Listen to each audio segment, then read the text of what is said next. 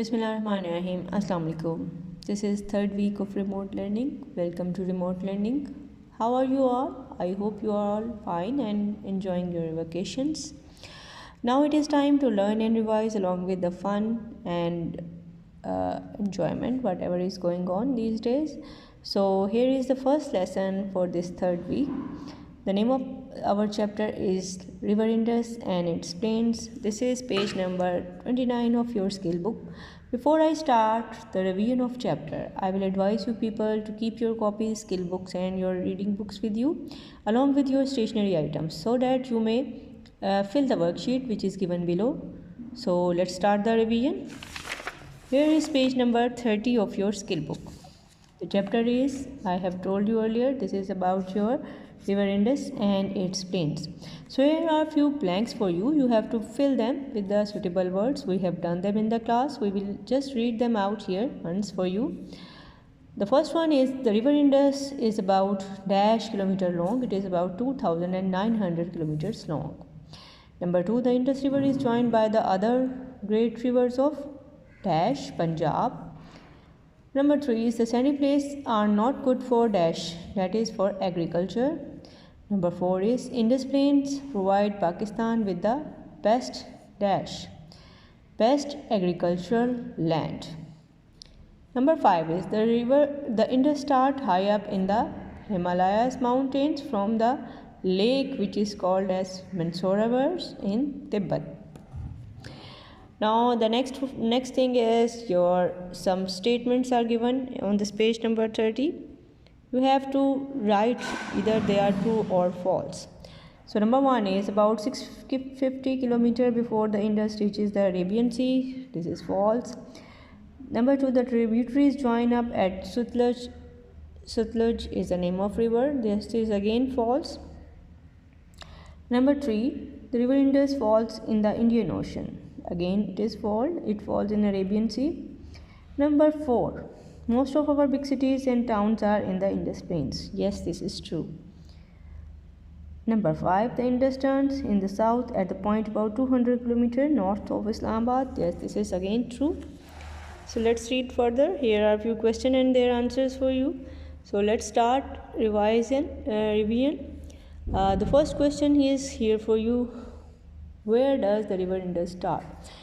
So we have gone through the chapter, we have gone through the reading of the chapter and we have just gone through the fact that it starts from high up in the Himalayas mountain from a lake which is called as Mansarovar.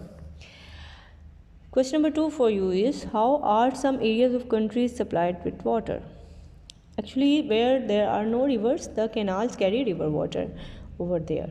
So canals carry river water to the plains where there is no river, but the river water is distributed and conveyed there. Number 3, describe the course of River Indus from its source as far as Kalabagh. So as I told you earlier, it starts up in the Himalayas. So whenever it goes down, it reaches to a place which is named as Kalabagh, that is in Punjab. So let's read the course of this river. Course means the flow of river. So River Indus starts up in the Himalaya mountain near the lake called Mansarovar. Number 2, from here it flows down between the Himalayas and Karakoram range. Number 3, it is joined up by many rivers and streams in Gilgit and Hunza. So here, up till here, it is in the Gilgit and Hunza and it also joins the other rivers and streams there. Then it enters in the area of Pakistan at a point about 200 kilometers north of Islamabad. And finally from here it continues to Punjab to a place called Kalabagh. So you have to learn this whole course of the river in points so that you can't skip any place from where it flows down towards the Punjab side. So let's start with another question. This is page number 32 of your skill book. So here is another question for you. How does River Indus change when it reaches plains? So when it reaches to the plain area, it becomes more broader, about 16 kilometers wide, and its course becomes much straighter as it is flowing through the plain area. So its course or flow becomes straighter unless it flows down towards the plain areas. Another question for you for this chapter is, in which part of Pakistan do you find these deserts? The deserts are on the eastern and the southeastern borders of Pakistan. Page number 33 of your skill book is having a map. What you have to do, you have to find out the name or the rivers, locate them, and then label them on the given map. So here is Indus, then Sutlej, Ravi, Chenab, and Jhelum. You have to label them, and first of all, don't forget to locate them in their proper places. So next page is again for you. There is a question about the important lakes of Pakistan.